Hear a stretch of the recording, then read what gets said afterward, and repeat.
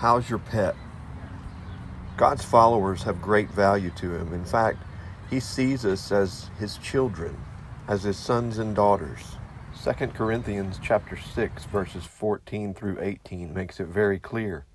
It says, "Do not be yoked together with unbelievers.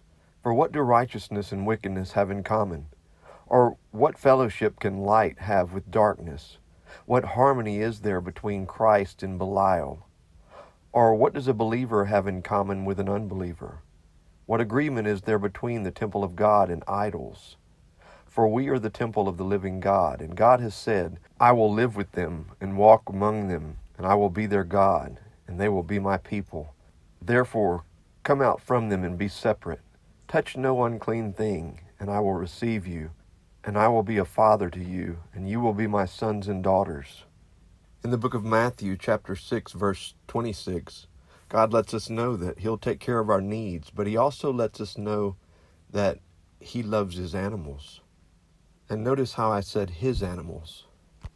We might think we own animals, in particular our pets, but the Bible teaches us in Psalm chapter 50, verses 10 and 11, says, "For every beast of the forest is mine, the cattle on 1,000 hills. I know all the birds of the hills, and all that moves in the field is mine." See, we are only stewards of what God has given us. God owns every beast there is, including your cattle or sheep or oxen or cat or dog or fish or whatever it is that you might possess.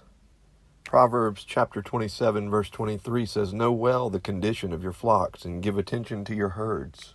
I haven't heard or read in the Bible anywhere where the Lord may have had a pet.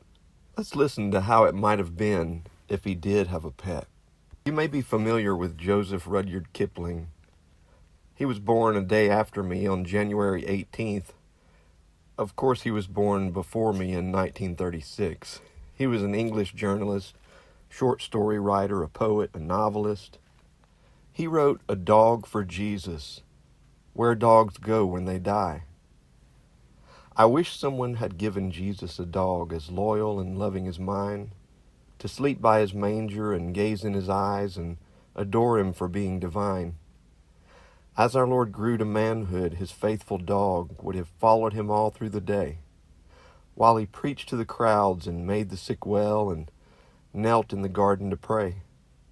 It is sad to remember that Christ went away to face death alone and apart, with no tender dog following close behind to comfort its master's heart. And when Jesus rose on Easter morn, how happy he would have been, as his dog kissed his hand and barked its delight for the one who died for all men.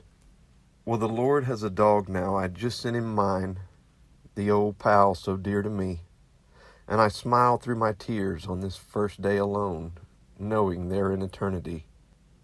Day after day, the whole day through, wherever my road inclined, 4 feet said, "Wait, I'm coming with you," and trotted along behind. Let's be thankful and take care of all the gifts that God has given us. Be blessed.